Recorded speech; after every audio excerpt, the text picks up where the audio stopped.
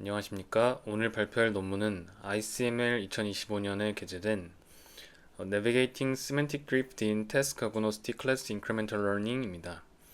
제목에 명시된 것처럼 본 연구는 연속학습 과정에서 발생하는 Semantic Drift, 즉 특징 분포의 변이 문제를 명시적, 암묵적 보정을 통해 해결하고자 합니다. 특히 메모리 버퍼, 즉 exemplar가 없는 환경에서도 이 Continual Learning의 큰 주안점 중 하나인 Catastrophic Forgetting을 효율적으로 방지할 수 있는 프레임워크를 제안합니다. 제안하는 방법에 앞서 배경 설명드리겠습니다. Continual Learning은 재학습이나 이전 데이터 전체에 대한 접근 없이 순차적으로 들어오는 태스크를 학습하는 패러다임입니다. 슬라이드 하단의 목표를 보시면 지식의 축적과 전이를 촉진하면서 플라스틱시티라고 하는 유연성과 스테이빌리티라고 하는 안정성의 균형을 잡는 것이 핵심입니다. 그 중에서도 본 연구가 다루는 클래스 인크리멘탈 러닝은 태스크 간 레이블이 완전히 분리되어 있어서 추론 단계에서 태스크 아이디를 알 수 없다는 제약 조건이 있습니다. 따라서 컨티뉴얼 러닝 문제 설정 중에서도 가장 난이도가 높은 문제로 손꼽히고 있습니다. 다음은 제안하는 방법의 핵심 구조인 펩트에 대한 설명입니다. 대규모 사전학습 모델인 VIT는 강력한 특징 추출 능력을 가지고 있어서 이 CIL에서 가소성 문제를 해결하는 데 유리하다고 합니다. 하지만 이 모델의 전체 미세 조정이 비현실적이기 때문에 백본은 보통 프로즌 상태로 동결해서 고정시키고 소수의 파라미터만 학습하는 이 Parameter Efficient Fine-Tuning 펩트 방법을 주로 사용합니다. 따라서 이 본 연구에서도 이 기존의 흐름과 같이 펩트 중에 하나인 로라, 로우 랭크 어댑테이션 방법을 사용하는데 이 방법은 사전학습 가정치를 직접 건드리지 않고 두 개의 저랭크 행렬 B와 A의 곱을 통해서 업데이트를 분해합니다. 구체적으로 태스크별로 독립적으로 로라를 어댑테이션 레이어에 삽입하고 추론할 때는 이 어댑테이션 로라들을 누적 집계해서 그 모든 로라의 지식들을 통합하는 과정을 거칩니다. 다음으로 제안하는 방법에서 주로 다루고 있는 문제의 정의입니다. 구체적으로 시멘틱 드리프트라고 할 수 있는데요. 기존 컨티뉴얼 러닝 방법들이 펩트를 통해서 가소성, 플라스틱 시리를 유지했다고 하더라도 이전 데이터에 구체적으로 접근할 수 없기 때문에 이 업데이트된 네트워크에서는 과거 클래스의 특징 분포를 재계산할 수 없다는 문제점이 있습니다. 슬라이드 좌측에 보시면 두 가지 축에서 이탈을 발생하는데요. 본 논문에서는 그걸 민 시프트와 코베리언 시프트로 정의하고 있습니다. 민 시프트는 기존에 학습했던 클래스의 평균 표현이 태스크 간에서 이탈하는 현상입니다. 코베리언트 시프트는 클래스 내의 임베딩의 공분산 행렬이 형태가 변질되어서 즉 각 클래스를 구분하는 결정 경계가 왜곡되는 현상을 의미합니다. 논문에서는 이렇게 두 가지 현상을 정리하고 있고 결과적으로 분류기가 학습 시점에서 통계량을 기억하는데 이 실제 데이터 분포가 이탈하게 되면서 경계 불일치가 발생하게 되고 이게 곧 카타스트로픽 포게팅으로 이어진다는 주장입니다. 다음으로 저자는 기존 방법론의 한계에 대해서 얘기하고 있습니다. 여기서는 이제 과거 데이터를 버퍼에 저장하는 방식인 메모리 리플레이 방식이 저장 공간이 급수적으로 증가하고 계산 비용이 급격히 증가하는 문제가 있으며 실제 서비스 배포 시 데이터 보안 등의 이유로 제약이 많다는 한계점을 지적하고 있습니다. 그래서 본 연구는 메모리 리플레이 없이 exemplar free 방식으로 자원 소비를 최소화하며 모델의 안정성을 개선하려는 시도를 하고 있다고 주장합니다. 제안 방법의 전체 최적화를 위한 학습 손실은 세 가지 항으로 구성됩니다. 첫 번째 항은 앵귤러 페널티를 적용하여 분류 손실로 클래스 간 경계를 선명하게 유지하는 역할을 하고 있습니다. 두 번째 항은 이제 코베리언스와 관련된 항인데 이전 네트워크와 현재 네트워크 임베딩 쌍에서 이 공분산의 거리를 측정하는 말라노비스 디스턴스를 계산해서 그 디스턴스를 최소화하는 방식으로 공분산을 보정하는 손실항입니다. 마지막으로는 이제 기존에는 주로 사용하지 않았던 패치 토큰의 유사도에 따라서 가중치를 부여하는 셀프 디스틸레이션 방식입니다. 이 구조가 우측의 그림처럼 특징 분포 격차를 최소화하기 위해 설계된 세 가지 항인데 오른쪽에 이제 그림만 좀 살펴보면 A 그림에서의 이제 시멘틱 드리프트 발생하는 걸 막기 위해서 민 시프트로 평균의 이동을 보정하고 코베리언스 칼리브레이션을 통해서 공분산 형태가 변하는 것을 보정하는 방식입니다. 그리고 또 추가적으로 마지막 항인 셀프 디스틸레이션이 다른 패치 단위에서 작용을 하는데 그건 이어서 설명을 드리겠습니다. 네, 다음으로 아키텍처를 통해서 전체 방법을 설명드리겠습니다. 앞선 슬라이드에서 세 가지 로스 항에 대한 정의를 했는데 여기서는 그 로스 항이 어떻게 동작하는지 구체적인 설명을 드리겠습니다. 오른쪽에 그림에서 보이는 것처럼 입력 데이터는 프로즌된 백본으로 들어가게 됩니다. 이때 프로즌된 백본은 각 레이어마다 로라를 가지고 있는 상태입니다. 그럼 태스크 T-1에서는 각각의 입력 데이터가 로라를 통과하고 이 로라들이 프로즌 되어 있습니다. 그리고 시점 T에서 새로운 로라를 학습하고 기존에 누적된 T-1까지의 로라와 다시 누적합을 하게 됩니다. 비록 이 새로운 태스크의 로라가 계속해서 누적합되게 되지만 로우 랭크에서는 태스크는 간섭이 적기 때문에 이런 방법을 사용하는 것 같습니다. 또한 이제 이 모델을 통과한 입력 데이터는 앞선 주요 로스 세 가지 로스항 중 두 가지인 민 시프트와 코베리언스 칼리브레이션을 위한 보정을 하게 되는데요. 이전 데이터를 접근할 수 없기 때문에 T 시점의 데이터를 T-1 시점의 프로즌 모델에 통과시키게 됩니다. 그리고 다시 T 시점에 통과시켜서 여기서 현재 데이터에 대해서 과거 모델 T-1 모델과 T 모델이 평균을 얼마나 이동시키고 코베리언스를 얼마나 이동시키는지를 판단합니다. 그래서 그 보정치를 가지고 과거에 저장해놨던 클래스들의 평균과 공분산을 칼리브레이션 하게 되는 겁니다. 그렇게 해서 민 시프트 그리고 코베리언스 칼리브레이션이 일어나는 거고,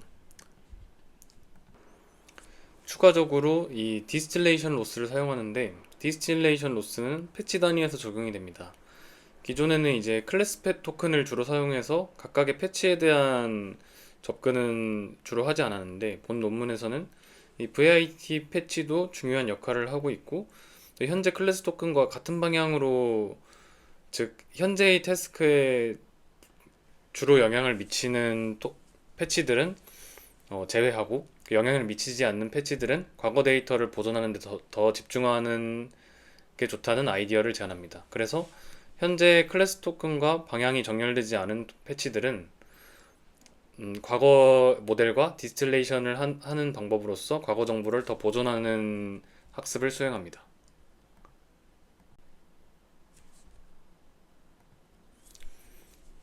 네, 여기선 수식을 통해서 더 자세한 설명이 있습니다. 민 쉬프트 단계에서는 이전 데이터가 없기 때문에 앞서 설명드린 것처럼 현재 태스크 데이터를 통해서 임베딩 쉬프트를 간접적으로 추정하고, 특히 가우시안 커널의 가중평균 수식을 보시면 이 T-1 시점의 클래스 평균에 가까운 데이터에 높은 가중치를 주어서 추정의 정확도를 높이는 트릭을 사용했습니다. 또 학습이 끝난 후에는 이 추정된 변화량을 과거 클래스 통계량에 더해줌으로써 과거 클래스의 평균값을 최신화, 즉 말 그대로 민 시프팅 하는 방법을 수행합니다. 네, 다음으로는 이제 코베리언스 칼리브레이션에 대한 더 자세한 설명인데, 여기서는 이제 앞서 설명드린 것처럼 말라노비스 디스턴스라는 방법을 사용합니다. 이 방법은 공분산 구조를 반영해서 분포 형태에 적합한 자연스러운 거리를 측정하는 척도이며, 학습 전에 이미 T-1 시점의 네트워크로 민 시프트와 마찬가지로 공분산이라고 하는 통계량을 미리 계산을 해두고 학습 과정에서 이전 모델 t-1 모델과 t 시점의 모델의 마일라노비스 거리 차이를 최소화함으로써 현재 네트워크의 공부상 구조가 이전과 동일해지도록 암묵적으로 제약을 하는 방법입니다. 네, 다음은 이제 사후 학습으로 이 편향을 보정하는 방법으로 설명을 잠깐 드린 클래시파이어 얼라인먼트인데, 이거는 이제 CL에서 자주 사용되는 방법 중에 하나입니다. 이 클래시파이어 얼라인먼트는 새로운 태스크를 막 학습했을 때는 분류기가 현재 데이터에 좀 과적합이 되어 있어서 바이어스가 발생한다는 그런 이론입니다. 그래서 이걸 해결하기 위해서 제안했던 민 시프트와 코베리언스 칼리브레이션으로 보정된 통계량에서 합성 벡터를 직접 생성해서, 즉 어그멘테이션 벡터를 생성해서 분류 헤드만 크로스 엔트로피로 밸런싱하게 재학습을 하는 방법입니다. 이 특징 추출기는 고정된 상태에서 헤드만 업데이트하기 때문에 연산 비용도 매우 낮다는 특징이 있습니다. 다음으로는 시스템 아키텍처에서 마지막에 설명드렸던 패치 토큰을 활용한 지식 보존 전략입니다. VIT에서 이 패치 토큰은 분류의 활용도가 낮지만 유용한 정보를 담고 있습니다. 이 수식에서도 나와 있듯이 클래스 토큰과 유사한 패치는 가중치를 낮춰서 좀 학습을 자유롭게 허용하고, 유사도가 낮은 패치들은, 정렬되지 않은 패치들은 이전 지식을 그냥 유지하도록 디스틸레이션 하는 방식을 사용합니다. 이를 통해서 추가 메모리 없이 이 지식을 최대한 보존하는 방법을 제안하고 있습니다. 네, 다음은 논문에서 사용한 실험 환경입니다. 다양한 성격의 데이터셋 벤치마크들을 사용했는데 주로 컨티뉴얼 러닝에서 자주 사용되는 벤치마크들입니다.